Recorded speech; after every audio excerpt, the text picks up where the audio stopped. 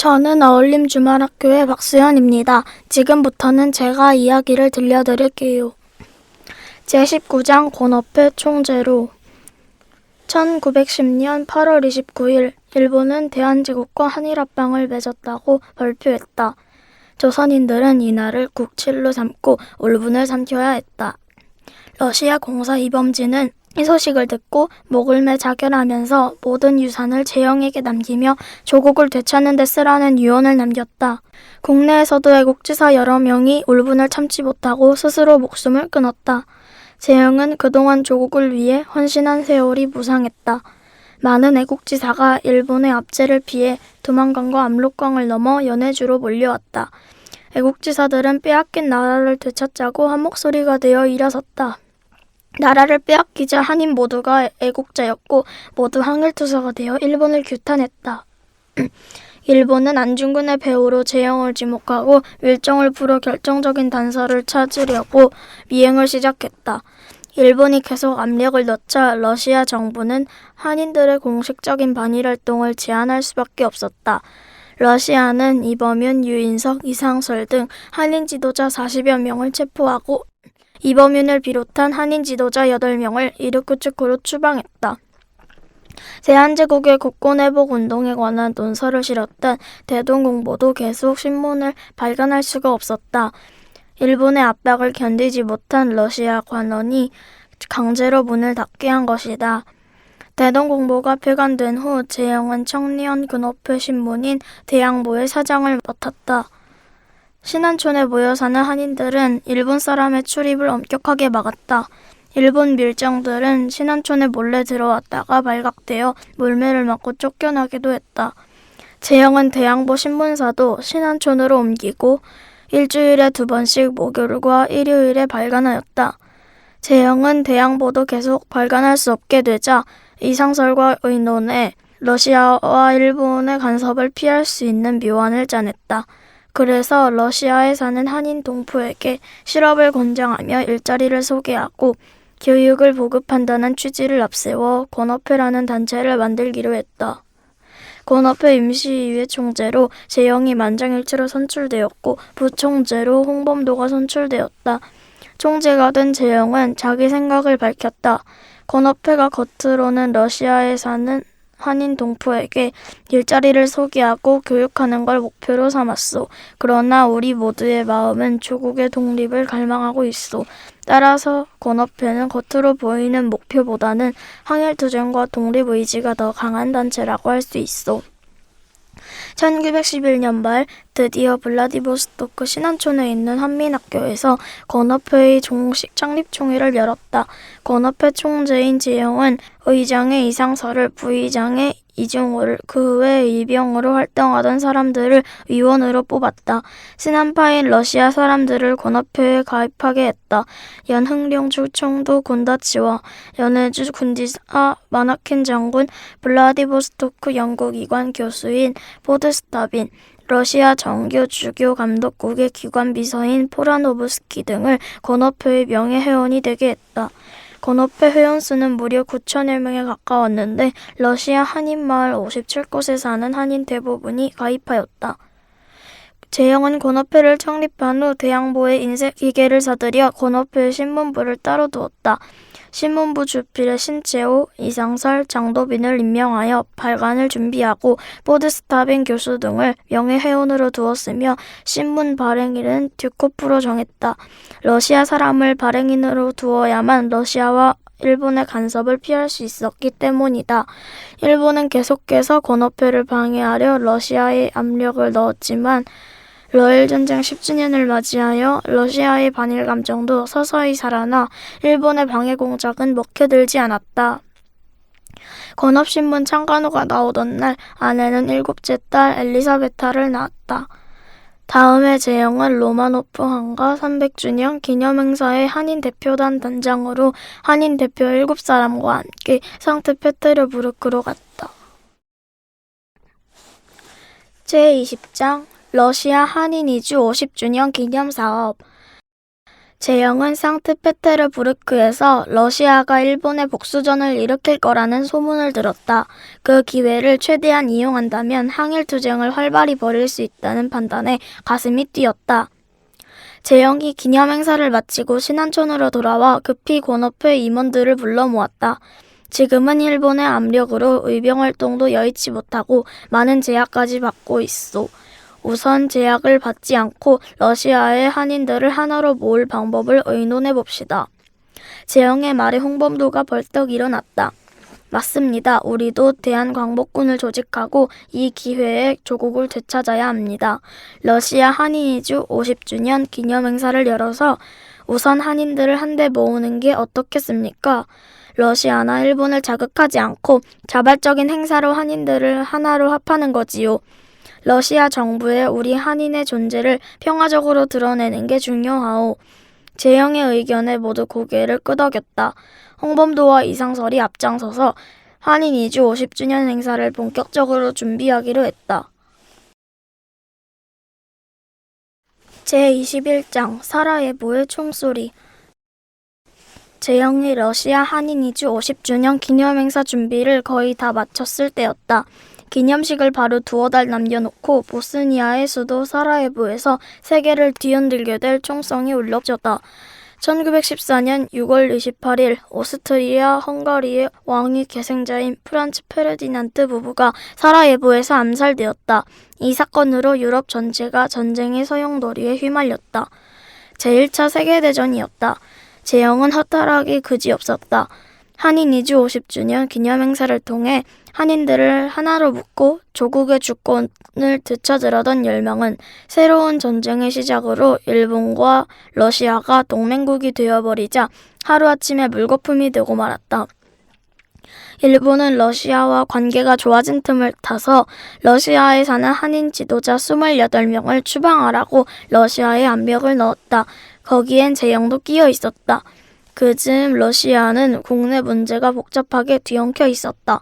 니콜라이 2세는 세계대전을 치르는 동안 600만 명이 넘는 군대를 파견했고 전쟁에 쏟아부은 돈 때문에 국고가 텅 비어버렸다. 니콜라이 2세가 국고를 채우려고 세금을 올리자 굶주림에 시달리던 농자와 농민들은 빵을 달라고 외치며 거리로 쏟아져 나왔다. 1917년 결국 니콜라이 2세가 물러나고 러시아 공화국 임시정부가 들어섰다. 하지만 임시정부 역시 전쟁을 계속하면서 오래 버티지 못하고 레닌이 이끄는 볼셰비키에 무너졌다. 소비에트 사회주의 정부는 대지주의 토지를 농민들에게 나누어주고 주요 회사나 공장, 철도, 전기, 수도를 국가의 소유로 만들었다. 러시아 혁명으로 극동지역은 혁명파인 적이파와 반혁명 세력인 백이파가 싸우는 내전의 소용돌이에 휩싸였다. 재영의 큰아들은 적이파로 로슬라브스크의 소비에트 대표이자 군사부문의장으로 선출되었다. 큰아들이 반혁명 세력인 백이군과의 전투에서 중상을 입고 이르쿠츠크 병원에 입원했다는 소식이 들려왔다. 재영은 급하게 큰아들에게 달려갔다. 부상은 심각했다. 아비로써 내게 할 말이 없구나. 한인들을 보살피느라 너희를 잘 돌보아주지 못했어. 가족보다는 한인들의 아픔이 더 컸고 조국의 슬픈 현실이 더 큰 아픔이었다. 그런데도 너희는 정말 잘 자라주었지. 훌륭한 선생이고 용감한 군인이었는데 페트로비치, 넌 자랑스러운 내 아들이다. 어서 일어나거라. 아버지는 위대한 인도주의자예요. 저희 형제들은 아버지의 큰 사랑 안에서 행복하게 자랐습니다. 아버지는 저희 앞에서 한 번도 큰 소리를 내거나 얼굴을 붉힌 적이 없으셨어요. 저도 아이들을 키우면서 아버지의 큰 사랑을 닮으려고 노력했지만 잘 되지 않았어요. 아버지 부디 몸 조심하세요. 이제 아버지의 건강도 돌보셔야 해요. 아들을 병원에 두고 집으로 돌아오면서 재영은 가족을 생각하며 뜨거운 눈물을 흘렸다. 재영이 집으로 돌아온 지 열흘도 못 되어 아들이 세상을 떠났다는 연락이 왔다. 재영은 아들의 장례를 끝내자마자 1918년 8월 29일 조국의 국치일을 맞아 큰 행사를 벌였다. 일본의 밀정 기토가 계속 재영의 뒤를 밟고 있는 것을 알게 되었다. 기토는 재영이 한인들의 독립운동의 실질적인 대부이며 안중근의 배우 인물이라 확신하고 오래전부터 비행해 오고 있었다. 재영은 기토 때문에 항상 밤늦게 집으로 돌아갔다. 이사도 자주 했다. 어느 날 재영은 아내 엘레나에게 말했다. 한동안 집을 떠나 있을까 하오. 재영은 아내에게 아이들을 부탁했다. 엘레나는 재영이 조국의 광복과 한인들을 위해 전념할 수 있도록 아이들을 돌보며 가정을 잘 지켜주었다. 재영은 엘레나를 꼭 끌어안고 말했다. 당신에게 늘 감사하오. 진심으로 사랑하오. 그리고 미안하오. 재영은 기토 때문에 가족에게도 어디로 가는지 알리지 않았다. 재영은 오스리스크로 갔다. 그곳에서 재영은 파르티잔 부대에 비밀스럽게 무기를 공급하는 특별 임무를 맡았다. 오스리스크의 한인들은 재영이 이끄는 느류 고려족 중앙총회를 통해 정치활동에 참여했다. 1918년 재영은 고려족 중앙총회의 한인 대표로 시베리아 독립정부에 파견되어 가기로 했다. 제22장 파리 강화회의 1918년 2월 미국과 영국 등 16나라가 러시아 혁명이 극동으로 번져나가는 것을 막기 위해 시베리아에 국제 간섭군을 파견했다. 일본은 가장 많은 7만여 명의 군인을 파견하여 시베리아 전 지역을 장악하려고 했다. 1918년 11월 11일 제1차 세계대전이 4년 만에 막을 내렸다. 독일이 항복하면서 연합국이 승리했다. 1918년 11월에 재영은 고려족 중앙총회를 한족 상설의회로 바꾸었다. 1918년 12월에 미국 뉴욕에서 세계 약소민족 동맹회의가 열렸는데 제2차 총회에서 약소민족 자결주의 원칙에 따라 파리 강화회의에서 약소민족을 독립시키자는 결의를 준비 중이라고 했다. 재영도 한족 상설의회를 소집하고 파리 강화회의에 대해 알아보기 시작했다. 미주 대한인국민회 중앙총회는 이승만, 안창호를 대한민국민회 대표로 파리 강화회의에 파견하겠다며 한족 상설의회에도 러시아 지역 한인 대표를 파견하라고 요청하였다. 1919년 1월 러시아 전역에 사는 한인 대표들이 니코리스크 한족회로 모여들었다. 회의에는 무려 200여 명이 모였는데 이 기회에 기필코 조선의 독립을 달성하자고 뜨거운 마음을 모았다. 러시아에서도 한인 대표 2명을 참석시키기로 하고 윤회와 고창희를 파리 강화회의에 보내기로 했다. 재영은 세계 곳곳에 흩어져 있는 독립단체를 하나로 묶어 독립운동을 효과적으로 펼치는 방법을 찾기 시작했다. 특히 파리 강화회의에 대표단을 보내면서 임시정부를 세워야 할 필요를 절실히 느꼈다. 재영은 임원들과 의논하여 한족 상설의회 이름을 대한국민의회로 바꾸었다. 손병희를 대통령으로 하고 박영효를 부통령, 이승만을 국무총리로 하는 임시정부를 블라디보스토크에서 처음으로 조직했다.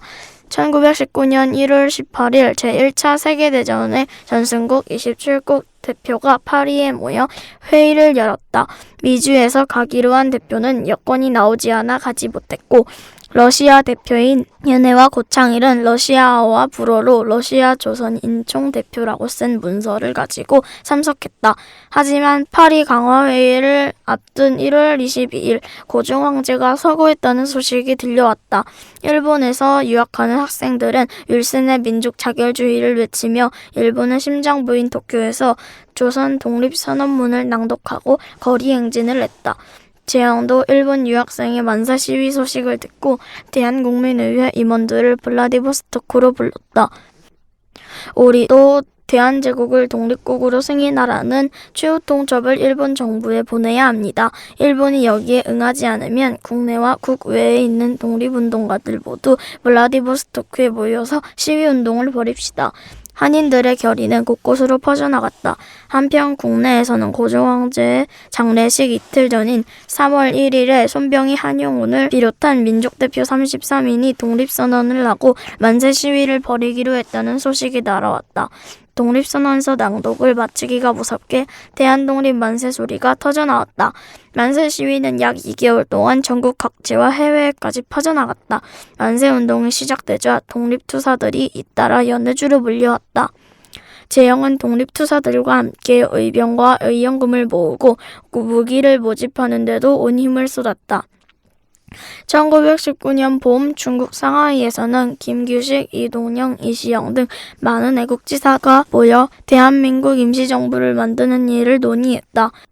1919년 4월 11일 상하이에 모인 독립투사들은 새 정부의 이름을 대한민국 임시정부로 하고 이승만을 임시대통령, 이동희를 국무총리로 정하고 당분간 상하이에 본부를 두기로 했다. 재영은 상하이 임시정부의 재무총장에 임명되었지만 수락하지 않았다. 나는 무장투쟁만이 조국의 독립을 쟁취하는 길이요. 그러니 대한민국 임시정부의 본부는 러시아에 두어야 마땅하오. 그러나 외교를 중시하는 다른 사람들의 주장에 대한민국 임시정부는 상하이에 본부를 두려고 했다. 재영은 본격적인 독립운동을 앞두고 부족한 독립자금을 모금했다. 자신이 가진 재산 전부를 독립자금으로 내놓았으며 파르티잔이 되어 일본군과 싸우기 위해 집을 떠났다. 제23장 시베리아의 별이 되다. 1920년 3월 아모르 강하고 니콜라예프스크에서 한러 연합부대가 일본군을 섬멸한 니앙 사건이 일어났다. 재영이 함께한 파르티잔이 대승을 거둔 전투였다. 그러나 이 사건은 시베리아를 장악하려는 일본의 강경파에게 좋은 구실을 주었다. 일본은 이를 계기로 더 많은 군대를 연해주로 보냈다. 재영은 집을 떠나 혁명군의 참모장인 아들 파벨과 함께 파르티잔으로 싸웠다. 파벨은 참모장이면서도 아버지인 재영의 의견을 물어 작전을 지시했다. 재영은 아들과 함께 계속 승리에 승리를 거듭하며 조국의 경선까지 밀고 들어가 태극기를 휘날리고 싶었다. 그러나 연전연승을 하던 파르티잔들은 일본군의 총공세에 밀리기 시작했다. 일본군은 탱크와 장갑차, 비행기, 군용 트럭이 있었고 군인들도 정규군이었다. 그에 비해 파르티잔들은 젊은 노동자나 농민들이었고 군사교육도 제대로 받지 못해 일본의 대대적인 공세에는 밀릴 수밖에 없었다. 아들 파벨이 재영에게 걱정스럽게 말했다. 아버지 입수된 정보를 따르면 일본군이 신안촌을 쓸어버린다고 했답니다. 뭐라고? 그게 정말이냐? 재영은 갑자기 오스리스크에 있는 가족들이 떠올랐다. 신안촌을 공격한다면 오스리스크도 불안해. 나는 얼른 집으로 가서 식구들을 데리고 하바롭스크로 피해야겠다. 재영이 오스리스크로 오는 동안 간간히 일본군의 함성과 총소리가 들렸다. 재영은 총소리를 들을 때마다 가족들이 눈앞에 아른거렸다. 재영은 기미집과 조심조심 숨어들었다. 집 안으로 들어가니 아내 엘레나가 깜짝 놀라며 반겼다. 막내 아들 비켄티와 막내딸 엘리사베타 그리고 류드밀라와 발렌틴이 재영의 품으로 뛰어들었다. 딸 올가가 시급하게 말했다. 아버지 얼른 피하세요. 어서요. 여긴 위험해요. 어제도 기토의 고등밀정들이 우리 집 주변을 기웃거리다 돌아갔어요. 재영은 엘레나에게 급히 말했다. 시간이 없소. 파벨이 부대를 이끌고 하바롭스크로 후퇴하고 있어. 어서 간단한 짐을 챙겨요. 하바롭스크로 피합시다. 기미집이 밖을 살피며 말했다. 일본 놈들이 집을 에워쌌어요. 아, 총재님 어떡하죠? 한둘이 아닌데요. 엘레나가 막내 비켄티를 끌어안으며 한숨을 내쉬었다. 그때 밖에서 확성기 소리가 들렸다. 최재영 안에 있는 것을 다 알고 있다. 순순히 나와라. 오랫동안 밀정을 풀어 재영을 뒤쫓던 기토였다. 최재영 집 안에 있는 거 다 알고 있다. 안 나오면 집에 불을 지르겠다. 모두 불에 타 죽고 싶나? 최재영 안에 있는 것을 알고 있다. 순순히 나와라. 오랫동안 밀정을 풀어 재영을 뒤쫓던 기토였다. 최재영 집 안에 있는 거 다 알고 있다. 안 나오면 집에 불을 지르겠다. 모두 불에 타 죽고 싶나? 기토의 말에 아이들이 소리도 내지 못하고 울기 시작했다. 여보, 내가 잡혀줘야겠어. 만약 내가 도망치면 일본 놈들이 당신과 아이들에게 몹쓸 짓을 할 거요. 나는 살 만큼 살았어. 그러니 내가 잡히겠어. 재영은 아이들을 끌어안았다. 가족들은 누구도 입을 열 수 없었다. 걱정하지 마시오. 곧 다시 만날 거요. 얘들아 울지 마라. 재영이 문을 열고 밖으로 나갔다. 기토의 부하가 달려들어 재영의 손을 뒤로 묶었다. 쌀쌀한 새벽바람이 재영의 얼굴을 매섭게 훑고 지나갔다. 엄지필이 약간의 부상을 당한 채 묶여 있었다. 재영이 소리쳤다. 내 가족들에게는 손대지 마시오. 재영이 끌려간 곳은 우스리스크의 일본군 임시감옥이었다. 일본 헌병대는 4월 4일부터 연해주에 사는 독립운동가들의 집을 수색하고 불을 지르며 독립운동가 70여 명을 체포했다고 한다. 일본군이 씌운 재영의 죄목은 한두 가지가 아니었다. 러시아 지역의 대표적인 의병 조직인 동유의 총재, 대동공보사장, 고노페 총재, 상하이 임시정부 재무총장 등 죄명을 모두 꼽기엔 5손가락이 모자랐다. 재영은 착잡한 심정으로 지난날을 돌아보았다. 참 많은 일이 떠올랐다. 노비의 자식으로 태어났지만 최선을 다해 조국의 독립을 위해 싸웠고 동족의 아픔을 함께 느끼려고 노력했다. 퓨트르 세메노비치로 살아온 날들보다 한인들의 페치카로 살아온 날들이 더욱 보람있게 느껴졌다. 재영은 한인들의 가슴에 최페치카로 영원히 기억되고 싶었다. 4월 7일 아침이었다. 일본군들이 감옥문을 열고 재영과 김희직과 엄주필과 황카피통까지 모두 7명의 이름을 불렀다. 새로운 감옥으로 이송될 것이다. 빨리빨리 서둘러라. 이송을 시킨다며 동네와는 반대쪽으로 데려가는 것이 이상했다. 재영은 사방을 살폈다. 감옥처럼 보이는 건물은 어디에도 없었다. 재영은 마지막이라는 직감이 들었다. 어머니의 산소엔 끝내 가보지 못했다. 어머니는 경흥땅에, 할아버지와 아버지는 지신호에 묻힌 채 자신은 이제 어디에 쓰러질 것인가. 마른 억새가 우거진 길을 지날 때였다. 갑자기 뒤에서 총소리가 들렸다. 순간 뜨거운 불덩이가 등에 꽂혔다. 몇 발의 총알이 재영의 몸에 박혔다. 재영의 몸이 잔설이 쌓인 억새밭에 너뒹굴었다. 더는 몸이 움직여지지 않았다. 재영은 자꾸만 눈꺼풀이 감겼다. 아내와 아이들이 부르는 소리가 귓가를 맴돌았다. 마지막 거친 숨결에 고향의 억새 냄새가 아득하게 느꼈다. 재영은 영원의 잠속으로 깊이 빠져들었다. 시베리아의 벌판을 달려온 4월의 삭풍이 재영의 은빛 머리카락을 속절없이 흔들었다.